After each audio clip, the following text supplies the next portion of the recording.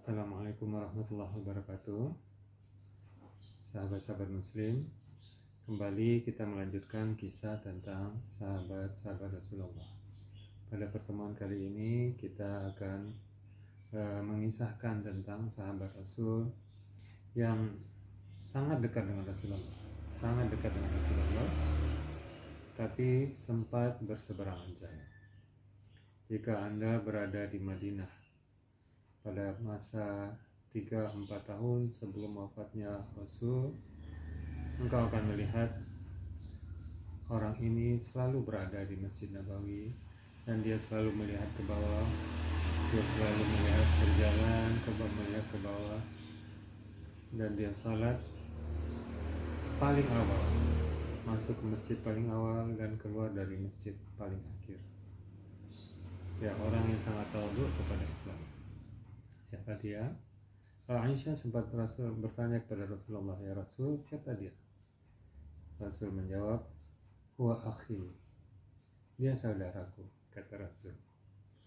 Sosok ini bernama Abu Sufyan bin Harith, bukan Abu Sufyan bin Harb ya, yang sempat menjadi musuh besar Nabi, yang menjadi kepala suku Bani Umayyah, tapi ini adalah Abu Sufyan bin Harith, sepupu Rasulullah, anak dari Al-Harith. Al-Harith ini adalah anak tertua dari Abdul Muttalib. Jadi Abdul Muttalib punya anak Al-Harith dan anak-anak yang lain, Abu Lahab, Hamzah, Al-Abbas, Abdullah, dan Al-Harith ini punya anak Abu Sufyan. Sedangkan Rasulullah sendiri anak dari Abdullah yang merupakan putra bungsu dari Abdul Muttalib. Jadi mereka berhubungan sepupu. Pada masa kecilnya Abu Sufyan dengan Rasulullah itu sahabat yang sangat dekat. Mereka selalu bermain bersama, selalu membagi cerita bersama. Kalau Abu Sufyan pergi keluar kota, maka dia akan selalu membawa oleh-oleh kepada untuk Rasulullah. Dan begitu juga Rasulullah akan membawa sesuatu hadiah untuk Abu Sufyan. Hubungannya sangat dekat. Dan ketika Rasulullah menikah dengan Khadijah, Abu Sufyan juga menjadi orang yang sangat bahagia. Nah, ceritanya berbalik ketika Rasulullah menerima wahyu dan menyatakan bahwa ia adalah Rasulullah. Ketika ia menjadi Rasulullah pada umur 40 tahun. Saat itu Rasul berharap bahwa orang-orang pertama yang mendukungnya adalah keluarga dekatnya, Bani Hashim. Tetapi apa yang terjadi? Abu Sufyan adalah salah satu orang yang paling menentang kerasulan Nabi Muhammad SAW. Ia sangat membenci Rasul sehingga membuat Rasul sangat kaget. Orang yang diharapkannya sangat mendukungnya, menjadi orang terdekat yang akan membela dirinya, sekarang menjadi musuhnya. Abu Sufyan Al-Harith ini terkenal sebagai seorang penyair. Nah, di waktu itu penyair adalah orang yang sangat dihormati, yang menyampaikan gagasan, ide-ide, dan kata-katanya didengar. Dan Abu Sufyan menggunakan syair-syairnya untuk menjelek-jelekkan Nabi Muhammad, menghujat Nabi Muhammad, dan menggunakan kata-kata yang memojokkan Rasulullah. Ketika terjadi perang Badar, perang Uhud, Abu Sufyan bin Harith itu paling depan di dalam pasukan musuh untuk memerangi Rasulullah. Dia berniat membunuh Rasulullah, sehingga Rasulullah menjadi sangat terluka dengan sikap dari Abu Sufyan. Rasul bahkan tidak mau melihat kepada Abu Sufyan di dalam peperangan atau dimanapun. Beliau selalu menghindar. Anda bisa bayangkan orang yang sangat terdekat dengan Anda tiba-tiba menjadi musuh besar Anda. Dan ini berlanjut terus ketika Islam terus berkembang. Dan Anda tahu, istri Abu Sufyan kemudian juga masuk Islam, dan dia tidak mengerti kenapa suaminya membenci sekali Rasul. Apa yang yang dibenci dari Rasulullah. Rasulullah tidak pernah mengajarkan hal yang buruk. Dia hanya mengajarkan ketauhidan dalam agama, menghentikan penyembahan terhadap berhala dan kembali kepada Islam. Singkat cerita, ketika akhirnya tiba waktu untuk penaklukan kota Makkah, Fatah Makkah, pasukan Muslim itu sudah mulai berada di lembah sebelum memasuki kota Makkah. Pada saat itu sudah sebagian besar penduduk Mekah memeluk agama Islam. Masih banyak yang belum, termasuk Abu Sufyan, tapi dia kemudian hidayah menghampiri Abu Sufyan, tapi dia sendiri bingung. Dia ingin menyatakan keislamannya, tapi dia tidak tahu apa tanggapan Rasulullah pada dirinya. Ia bertanya kepada istrinya yang sudah memeluk agama Islam, istriku, bagaimana kalau aku menemui Rasulullah? Istrinya memarahi, engkau ini, kenapa engkau tidak dari dulu memeluk agama Islam? Kenapa engkau malah memusuhi Rasulullah? Jadi jawaban istrinya itu justru membuat Abu Sufyan makin bingung, dan kemudian ia menemui Al-Abbas, paman Rasulullah, untuk minta bantuan.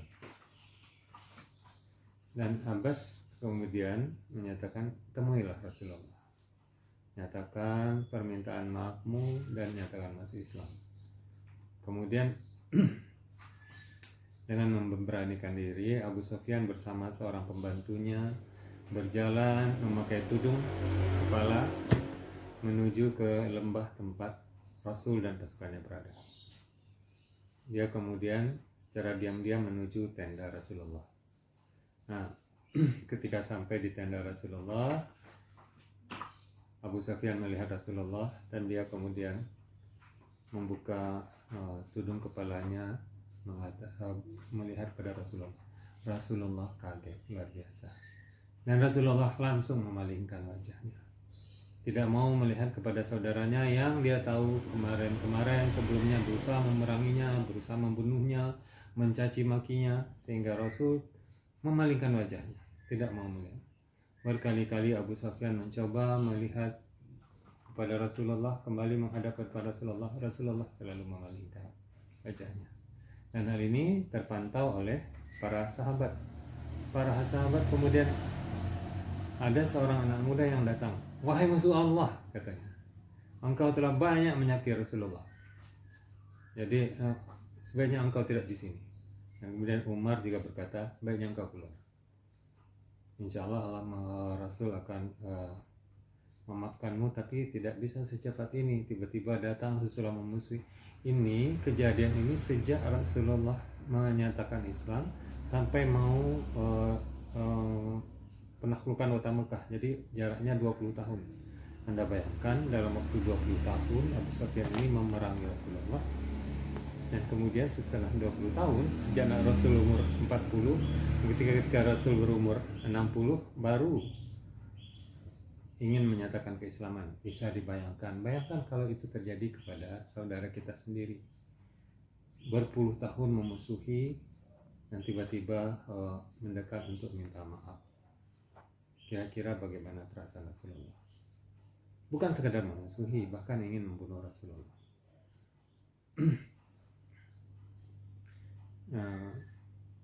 Ketika akhirnya Fatah Makkah, penaklukan kota Makkah, Rasul dengan pasukannya bergerak memasuki kota Makkah. Abu Sufyan berdiri di belakang Rasulullah, ikut berjalan di belakang Rasulullah. Rasul masih belum mau melihat kepada Abu Sufyan, tapi Rasul membiarkannya berjalan di belakangnya. Dan ini berlangsung beberapa saat. Hari-hari berikutnya Rasul masih belum bisa sepenuhnya menerima Abu Sufyan ibnu Harith. Sampai kemudian pada satu hari Abu Sufyan kembali memberanikan diri menemui Rasulullah. Dan kemudian Rasulullah bisa melihat ke wajah Abu Sufyan, dan Abu Sufyan kembali mengucapkan syahadatnya di depan Rasulullah. Asyhadu an la ilaha illallah wa asyhadu annaka abduhu wa rasulullah. Jadi menyatakan keislamannya, dan kemudian tidak ada beban terhadap saya ya Rasulullah, kata Abu Sufyan. Tidak ada lagi permusuhan terhadap saya. Rasul menjawab, tidak ada permusuhan terhadap engkau ya Abu Sufyan. Kemudian Rasul memanggil Ali, ya Ali, ajarkan saudaramu ini kewajiban-kewajiban dalam Islam, tentang salat, tentang zakat, puasa dan sebagainya. Ali kemudian mengajar Rasulullah. Setelah menaklukkan kota Makkah, Rasul mendengar bahwa ketika itu kan sebagian besar umat Islam, terutama yang dari kota Madinah, itu tentara-tentara Muslim bergerak ke kota Makkah. Kekuatannya sekitar 10.000 pasukan, besar sekali pasukan Muslim yang ada waktu itu masuk ke kota Makkah. Dan orang-orang di sekeliling suku-suku di sekeliling kota Makkah melihat ini kesempatan untuk menghancurkan Islam, karena mereka sedang berkumpul semua. Begitu pikiran mereka. Sekali ini dihancurkan, Islam habis, karena ada Rasul, ada tokoh-tokoh Islam di sana, ada Umar, Abu Bakar, Abbas dan semuanya ada di sana. Mereka merencanakan penyerangan terhadap Rasulullah. Nah, Rasul kemudian mendengar berita ini dan menyiapkan pasukan. Dari 10.000 itu kemudian bergerak ke arah Hunain, karena di situ pusat pemberontak itu. Ditambah 10.000 pasukan Muslim, ditambah dengan 2.000 orang new convert, orang-orang yang baru memasuki Islam dari kota Mekah. Jadi Rasul bergerak dengan 12.000 pasukan yang sangat besar menuju ke Hunain, di mana terjadi perang Hunain yang sangat luar biasa. Di awal peperangan, taktik pasukan kafir itu berhasil membuat pasukan Muslim awalnya kocar-kacir karena mereka waktu itu sendiri merasa sedikit sombong melihat kekuatan yang sangat besar, dan mereka merasa mereka tidak mungkin dikalahkan. Umat Islam merasa tidak mungkin dikalahkan karena ada 12.000 pasukan. Bayangkan ketika perang Badar kita cuma 300 orang, 313.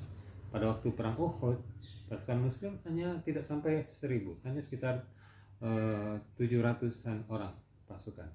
Di perang Khandaq juga tidak sampai. Ini pasukan terbesar umat Islam, sehingga ada perasaan sombong di kalangan sebagian umat Islam bahwa mereka akan dengan gampang memenangkan pertempuran.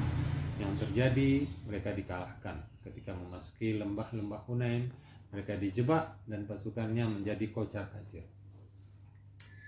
Rasul bertahan mati-matian. Rasul tidak pernah mundur dalam peperangan. Dalam peperangan apapun, Rasul tidak pernah mundur. Rasul selalu berada di barisan terdepan. Dan ketika sebagian pasukan Muslim sudah lari kocar-kacir, Rasul tetap bertahan. Di sebelah kanan Rasul ada Abbas, dan di sebelah kirinya ada seseorang yang Rasul tidak kenali karena tertutup oleh helm perang. Rasul bertanya kepada pamannya, "Ya Ami, siapa itu yang di sebelahku?" Kemudian Abbas menjawab, "Aku ke Abu Sufyan ibn Haris. Dia saudaramu Abu Sufyan ibn Haris." Ucapan itu menjadikan Rasul sangat lega, sangat gembira, sangat ikhlas kepada Abu Sufyan. Dan Rasul berkata, ucapan Rasul ini tidak pernah dilupakan oleh Abu Sufyan. Apa kata Rasul? "Semoga Allah menjadikan engkau, Abu Sufyan, pengganti Hamzah." Anda tahu, paman Rasulullah Hamzah itu terbunuh di perang Uhud. Sebelum kematiannya, Hamzah adalah pelindung utama Rasulullah. Nah, dia paman beliau dan orang yang pertama selalu membela Rasulullah. Maka Hamzah itu di akhirat kelak dia akan dikenal sebagai Sayyidus Syuhada, pemimpin para syuhada. Dan Rasul berkata, "Semoga engkau menjadi pengganti Hamzah." Itu merupakan ucapan yang menjadi kehormatan besar bagi Abu Sufyan. Dan setelah kejadian itu, hubungan Rasul dengan Abu Sufyan ibnu Haris kembali seperti semula. Rasul tersenyum kepada Abu Sufyan, menyayanginya kembali seperti hubungan mereka dulu. Dan Abu Sufyan sangat bersyukur. Sejak kejadian itu, Abu Sufyan menjadi orang yang sangat taat. Dia menjadi sangat taat. Orang yang pertama datang ke Masjid Nabawi. Dia tidak pernah berbicara kepada siapapun. Dia menundukkan wajahnya, duduk di Masjid Nabawi, melakukan salat, dan pulang ketika semua orang sudah pulang. Jadi orang yang paling terakhir meninggalkan Masjid Nabawi setiap kali waktu salat tiba.